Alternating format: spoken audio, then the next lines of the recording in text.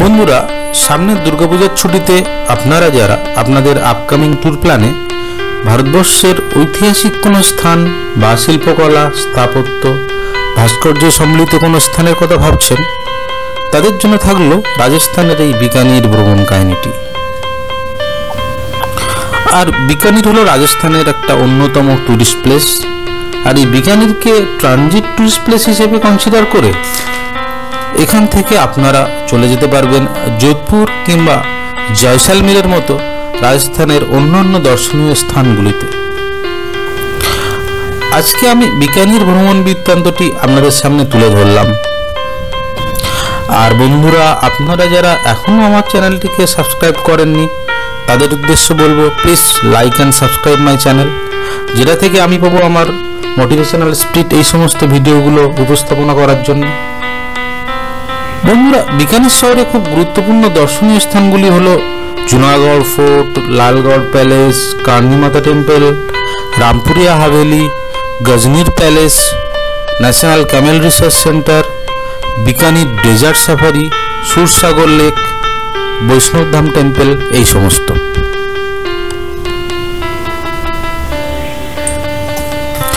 তবে বিকানির ভ্রমণের আগে যদি বিকানিরের একটু সংক্ষিপ্ত ইতিহাসটা জেনে নেওয়া যায়, তাহলে এই ভ্রমণ কাহিনীটি হয়ে ওঠে আরও মজাদার। আর এই বিকানিরের ইতিহাস শুরু হয় যোধপুর থেকে। যোধপুরের পরাক্রমশালী রাজপুত রাজবংশ হলো মারওয়ার। আর এই মারওয়ার রাজবংশের রাজাদের উপাধি ছিল রাঠোর। এদের মধ্যে অন্যতম রাজা ছিলেন রাঠোর রাজবংশের রাওজোদা। আপনি যদি যোধপুর ভ্রমণে যান, তাহলে দেখতে পাবেন রাজা রাওজোদার কীর্তি ও কাহিনী সম্মিলিত যোধপুরের বিখ্যাত সেই মেহরানগড় ফোর্ট। তবে আজকে আমার গল্পটি একটু অন্যরকম। এখানে আমি যে দুঃসাহসী রাজার কথা বলবো, যিনি তার অসাধারণ আত্মবিশ্বাসের সাথে গড়ে তুলেছিলেন এক বিখ্যাত রাজ্য এবং সুন্দর রাজপ্রাসাদ, যেটির নাম হলো বিকানির। আর বিকানিরের এই বিখ্যাত রাজপ্রাসাদটি আজকে এই জুনাগড় দুর্গ নামে পরিচিত।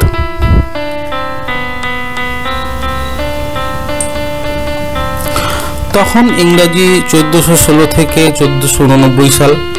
যোধপুরের বিখ্যাত রাজা ছিলেন রাজা রাওজোদা। আর 1465 সালে রাওজোদার জ্যেষ্ঠ পুত্র রাওবিকা হঠাৎ মনে করলেন তিনি নিজের প্রচেষ্টায় একটা নতুন সাম্রাজ্য গড়ে তুলব। আর যেমনটি ভাবনা, ঠিক তেমনটির জন্য লেগে পড়া। 1465 সালে রাওবিকা 100টি ঘোড়া আর 500টি সৈন্যবাহিনী আর ক্যামেল নিয়ে পূর্ব দিকের উদ্দেশ্যে বেরিয়ে পড়েন, নতুন এক সাম্রাজ্য গড়ার উদ্দেশ্যে। তার যাত্রাটি শুরু হয় যোধপুর থেকে পূর্ব দিকে রাজস্থানের জঙ্গলি প্রদেশের উদ্দেশ্যে, যেটা কিনা এখন এই বিকানির নামে পরিচিত। জঙ্গলি প্রদেশটি ছিল রাজস্থানের থরমরুর মধ্যে, তবে এখানে জঙ্গল এবং ঝর্ণার জল ছিল। কথিত আছে যে রাওবিকার যাত্রাপথে তিনি কার্নি মাতার শরণাপন্ন হন এবং শোনা যায় মাতা কার্নি এই রাওবিকাকে আশীর্বাদ দিয়েছিলেন যাতে তিনি তার পিতা রাওজোদার থেকেও যেন একটা বড় সাম্রাজ্য প্রতিষ্ঠা করতে পারেন। মাতা কার্নির আশীর্বাদে রাওবিকা এই থর মরুভূমির মাঝে এই জঙ্গলি প্রদেশে ইংরাজি 1488 সালে তার নতুন রাজ্য এবং একটি সুন্দর রাজপ্রাসাদ নির্মাণ করেন। আর এই নতুন রাজ্যটির নাম বিকানির হয় রাওবিকার নাম থেকে। আর এই প্রসিদ্ধ রাজপ্রাসাদটি এখন জুনাগড় দুর্গ নামে পরিচিত। আর সেই ঐতিহাসিক কার্নি মাতার মন্দিরটি এখনো আছে এবং সেটা কিনা এখন বিকানিরের একটা অন্যতম টুরিস্ট প্লেস। রাওবিকা নির্মিত বিকানিরের এই মূল রাজপ্রাসাদটি বিভিন্ন সময়ে রাজবংশের অন্যান্য রাজারা আরও নবনির্মাণ করেন। তাদের মধ্যে অন্যতম হলেন ষষ্ঠ রাজা রায় সিংজি, যার আমলে বিকানির রাজ্য আরও বিস্তার লাভ করে এবং মূল দুর্গেরও বিস্তার লাভ হয় এবং বড় দুর্গের নাম হয় তখন চিন্তামণি দুর্গ। এই দুর্গের মধ্যে আছে কারণ মহল, বাদল মহল, আবহাওয়া প্রসাদ, মেঘের চিত্র, বৃষ্টিপাতের দৃশ্য, হলিচক, আরও অনেক কিছু। এই বংশের পরবর্তী রাজা গঙ্গা সিং 1902 সালে বিকানিরে আরেকটি দুর্গ নির্মাণ করেন তার পিতা লাল সিং এর স্মৃতিতে, যেটা কিনা এখন লালগড় প্যালেস নামে পরিচিত। আর তখন এই সমগ্র রাজ পরিবারটি চিন্তামণি ফোর্ট থেকে শিফট হয়ে যায় লালগড় প্যালেসে। আর চিন্তামণি ফোর্টের নামকরণ করা হয় জুনাগড়। আর এই জুনাগড় ফোর্ট তখন থেকে টুরিস্টের উদ্দেশ্যে খুলে দেওয়া হয়।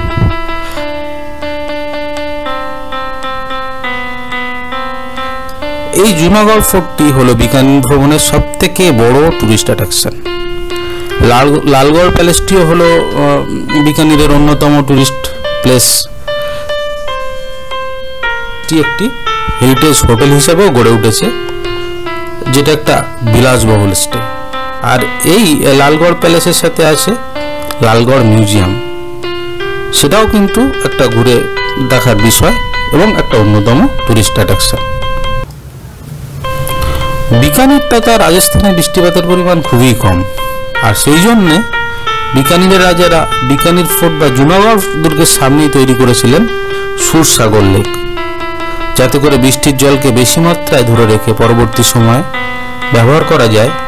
সুরসাগর লেকটিও আপনারা ভালো করে দেখে নিতে পারবেন এই বিকানির ভ্রমণে, খুব ভালো লাগবে। আর রাজা গঙ্গা সিং তার শিকারের উদ্দেশ্যে আরও একটি প্যালেস নির্মাণ করেছিল গজনীর অরণ্যের কাছে। এই দুর্গটি মূলত তার শিকারের সময় একটা রেস্ট হাউস হিসাবে পরিচিত ছিল, যেটা গজনীর প্যালেস। আর এই গজনীর প্যালেসও কিন্তু এখন একটা অন্যতম টুরিস্ট অ্যাট্রাকশন। আর বন্ধুরা, এই হলো বিকানিরের সংক্ষিপ্ত ইতিহাস।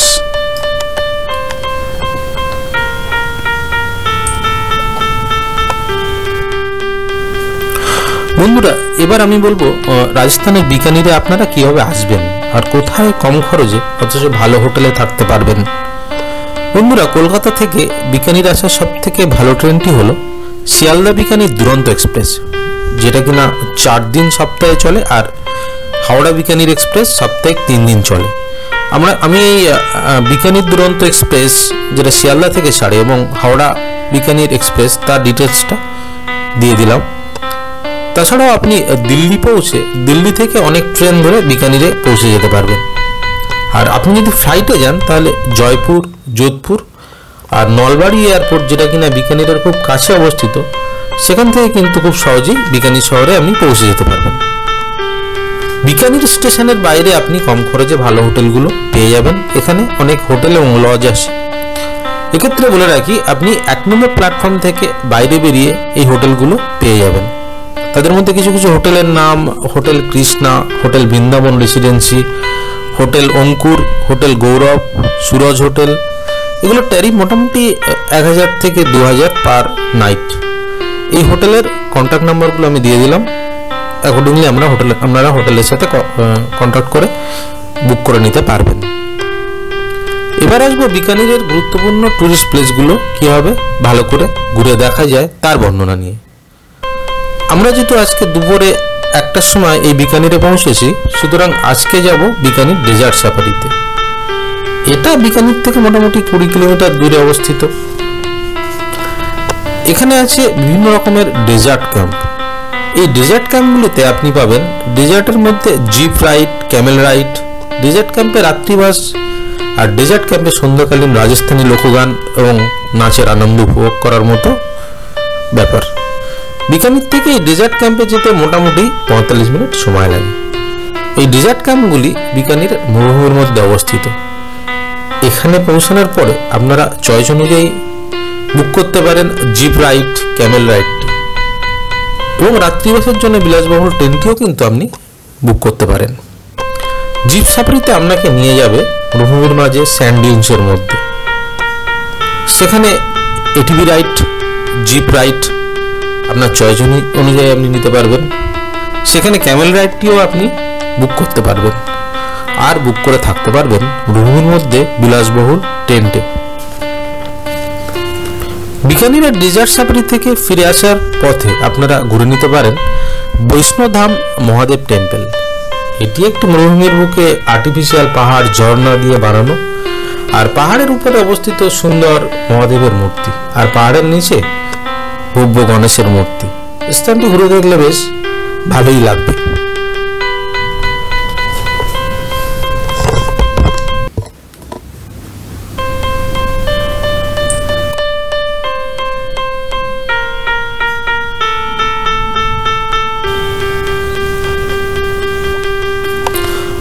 বন্ধুরা, প্রথম দিনের আমার ট্যুর প্ল্যানে আমি রেখেছিলাম এই দুটি প্লেস, বিকানির ডেজার্ট সাফারি আর বৈষ্ণব ধাম টেম্পল। ইভিনিংয়ে বিকানির সিটিতে ফিরে আপনারা ঘুরে নিতে পারবেন বিকানিরের মার্কেটটা, বিকানিরের প্রসিদ্ধ সব মিষ্টি, বিকানির ভুজিয়া, বিকানির লোকাল ফুড আর তার স্বাদও আপনারা নিতে পারবেন। আর এই মার্কেটটি বিকানির রেলওয়ে স্টেশনের পাশে কোটে গেট অফ বিকানিরে অবস্থিত। আপনারা আপনাদের রেলওয়ে স্টেশনের পাশে যে হোটেলগুলোর কথা বলেছিলাম সেখান থেকে পায়ে হেঁটে পৌঁছে যেতে পারবেন এই কোটে গেট অফ বিকানির, যেখানে আছে বিকানিরের এই মেন শপিং সেন্টার, মিষ্টির দোকান আর বিকানির বিখ্যাত ভুজিয়া। আজকে শপিং কমপ্লিট করে আমরা আবার আমাদের হোটেল বৃন্দাবন রেসিডেন্সিতে ফিরে এলাম। আজকে যেহেতু অনেকটা ধকল গেছে, তাই আজকে আর বেশি দেরি না করে তাড়াতাড়ি ঘুমিয়ে পড়ব। এই হোটেল বৃন্দাবন রেসিডেন্সিতে সব রকমের খাবার পাওয়া যায়, north Indian, Chinese, Bengali food. সুতরাং এই হোটেলে থাকলে খাওয়া দাওয়ার প্রবলেমটা হয় না। হোটেলের রুমগুলিও বেশ সুন্দর এবং স্পেসিয়াস। নেক্সট মর্নিংয়ে স্নান সেরে আপনারা বেরিয়ে পড়ুন কার্নিমাতা টেম্পলের উদ্দেশ্যে। এটি বিকানির থেকে মোটামুটি 30 কিলোমিটার দূরে। আমি আমার গল্পে বলেছিলাম কিভাবে রাজা রাওভিকা কার্নিমাতার আশীর্বাদ পেয়ে বিকানির প্রদেশ স্থাপনা করেছিলেন। এই মন্দিরে আপনারা দেখতে পাবেন প্রচুর পরিমাণে ইঁদুর। শোনা যায় এগুলো নাকি মাতা কার্নির বাহন। এই মন্দির খুবই জাগ্রত আর এখানে পূজা দিলে মনস্কামনা পূর্ণ হয়। কার্নিমাতার মন্দির থেকে আমরা চলে আসুন বিকানিরের বিখ্যাত জুনাগড় ফোর্ট দেখার জন্য। আর এই জুনাগড় ফোর্টটি ঘুরে দেখার জন্য মোটামুটি 2-3 ঘন্টা টাইম আপনার লাগবে। আর এই জুনাগড় ফোর্টটি হলো বিকানিরের সব থেকে মেজর টুরিস্ট অ্যাট্রাকশন। এই জুনাগড় ফোর্টটিকে এই বংশের রাজারা তাদের রাজত্বকালে বিভিন্নভাবে ডেভেলপ করে তুলেছিলেন। এই জুনাগড় ফোর্টে আপনারা দেখতে পাবেন করণমহল, বাদনমহল, আবহাওয়া প্রসাদ, মেঘের চিত্র, বৃষ্টিপাতের দৃশ্য চিত্রের মাধ্যমে ফুটিয়ে তোলা। আর যেহেতু বিকানিরে বৃষ্টির পরিমাণ খুবই কম, তাই সমস্ত বৃষ্টিপাত লেখচিত্রের মাধ্যমে বিকানির রাজারা তাদের রাজপ্রাসাদের অন্দরমহলকে সুসজ্জিত করে তুলেছিলেন। এখানে দেখা যায় রাজার স্বর্ণ সিংহাসন, রাজার শয়নকক্ষ, শোবার খাট, রাজাদের ব্যবহৃত আসবাবপত্র, রাজাদের তলোয়ার, বন্দুক আর অন্যান্য সামরিক সমস্ত সরঞ্জাম যেগুলি তৎকালীন যুদ্ধে ব্যবহৃত হতো। এই বংশের শেষ গুরুত্বপূর্ণ রাজা ছিলেন রাজা গঙ্গা সিং, যার কথা আগেও আমি বলেছি। তারা মানে এই বিকানির প্রদেশে সব থেকে বেশি পরিমাণে আধুনিকভাবে সমৃদ্ধি হয়। রাজা গঙ্গা সিং, তার রাজত্বকাল ছিল 1888 থেকে 1943। তিনি ভারতবর্ষে ব্রিটিশ শাসনকালে নিয়েছিলেন আর্মির প্রশিক্ষণ। তিনি জেনারেল গঙ্গা সিং নামেও পরিচিত ছিলেন। ব্রিটিশরা তৎকালীন সময়ে রাজা গঙ্গা সিংকে একটি এরোপ্লেনও গিফট করেন, যেটা এই জুনাগড় ফোর্টের মিউজিয়ামে রাখা আছে। আপনারা যদি বিকানির ভ্রমণে যান, জুনাগড় ফোর্টে এই প্লেনটি কিন্তু দেখতে পাবেন, আজও রাখা আছে সেখানে। জুনাগড় ফোর্টটি দেখে আপনারা দেখে নিতে পারেন জুনাগড় ফোর্টের কাছেই সে বিখ্যাত সুরসাগর লেকটিকে। সুরসাগর লেক দেখার পরে আপনারা ভিজিট করতে পারেন লালগড় প্যালেস।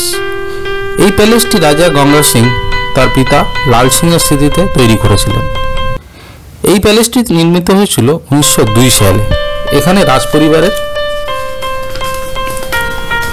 এখনকার সদস্যরা আজও বসবাস করে।